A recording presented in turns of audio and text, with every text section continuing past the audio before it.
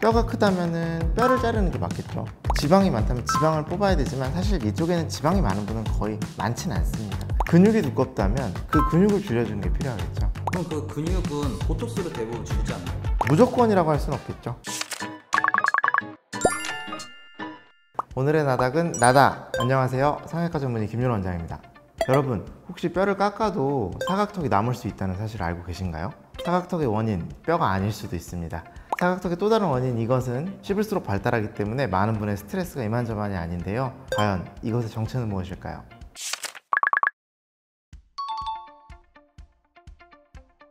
사각턱, 우리가 귀 밑에 있는 어떤 각이 만져진다 그래서 사각턱 각이 있다 그래서 사각턱이라고 부르기 시작했었는데, 결국 이 부위의 어떤 불룩함, 크게 보임, 이런 것들을 뭉뚱그려서 우리는 사각턱이 크다라고 표현하고 있는데요.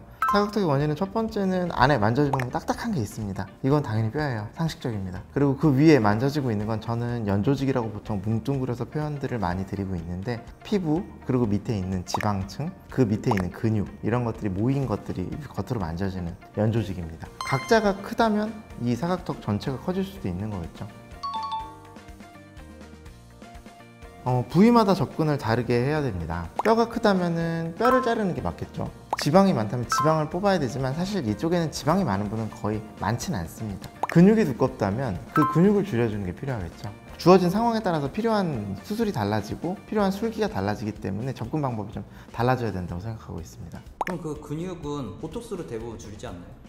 요즘에는 거의 화장하듯이 사각턱 보톡스는 보편화된 시술인 것 같아요. 보톡스를 맞으면 어떤 근육의 이완성 마비를 유도하기 때문에 우리가 운동을 안 하면 근육이 위축되는 것처럼 이 근육도 위축을 일시적으로 만드는 게 보톡스의 어떤 원리인데요. 보통 한 4개월에서 6개월마다 한 번씩 다시 맞아야 되는 걸 많은 분들이 알고 계실 거예요. 사실 사각턱만 시술하는 경우에는 내성이 아주 드뭅니다. 하지만 우리가 또 여러 군데 보톡스 양이 늘어난다든지 이런 경우엔 내성의 위험도 배제할 수는 없다고 생각하고요. 그리고 영구적인 방법을 원하시는 분들이 계세요.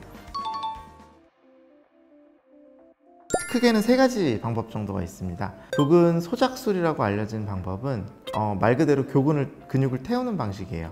피부 절개는 없지만 안쪽으로 접근해서 교근의 근섬유 자체를 조금 이렇게 태운다 라는 표현이 좀 더 정확할 것 같아요. 그런 식으로 근육을 많이 볼륨을 줄여주는 수술을 하기도 했었는데, 최근에는 대부분의 병원에서는 시행되지 않고 있는 방법입니다. 두 번째는 신경 차단술, 교근 신경 차단이라고 하죠. 교근 신경은 3차 신경에서 분지하는 신경이 교근의 어떤 운동을 담당하고 있습니다. 신경을 차단함으로써 교근의 운동 자체를 막게 되는 건데요. 우리가 하면 여기가 볼록해지잖아요. 이 볼록해짐을 못하게, 근육의 어떤 수축을 못하게 만드는 반영구적인 방법이라고 보시면 되는데, 신경만, 고기만 딱 자르면 좋은데 보지 않은 상태에서 접근을 해서 그 신경만 자르고 나온다? 사실은 현실적으로 상당히 한계가 있는 방법이거든요. 조금 위험한 방법이라고 저는 판단하고 있고요. 마지막 3번째는 교근 절제술이라는 게 있습니다. 사각턱 쪽을 자르기 위해서는 저희가 입안으로 접근을 하게 되는데요. 뼈막 아래쪽으로 바로 들어가게 돼요.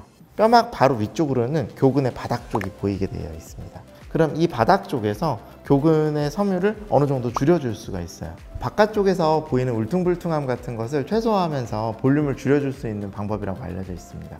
그래서 안쪽에서 사각턱 수술을 할 때만 가능한 방법이긴 한데, 이걸 위해서 입안을 절개하고 교근으로 접근하는 거는 저는 그렇게까지 라는 생각이 들고요. 사각턱 수술을 하는 분들한테는 이런 교근축 수술, 아닌 분들한테는 그냥 보톡스가 낫지 않을까, 이런 생각을 하고 있습니다.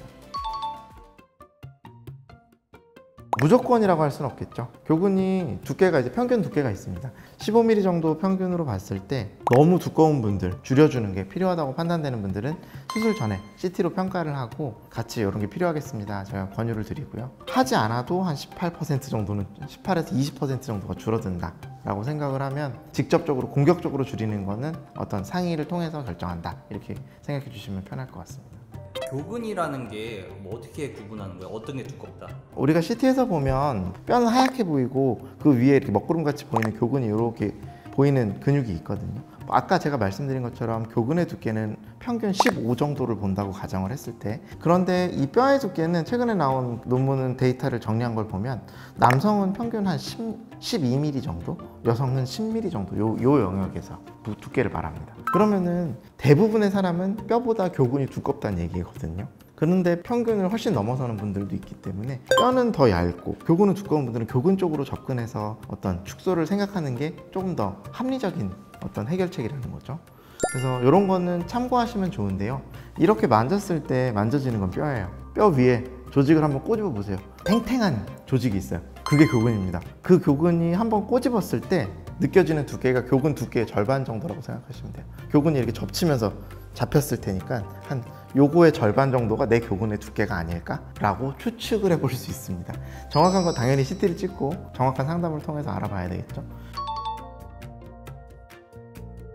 윤곽 상담을 오시는 분들 CT를 많이 보다 보면은 뼈 자체의 두께보다 교근의 두께가 두꺼워서 아 이건 교근 때문인데 윤곽 수술로 뼈를 줄이는 게 문제가 아닙니다 라고 말씀을 드려야 되는 경우들이 있거든요. 교근 축소만으로도 얼굴이 작아질 수 있습니다. 오늘은 씹는 교근에 대해서 알아보고 교근을 어떻게 축소할 수 있는지 말씀을 드렸습니다. 더 궁금한 사항은 언제든 댓글 달아주시면 답변 드리도록 하겠습니다. 오늘의 나닥 김윤호였습니다. 감사합니다.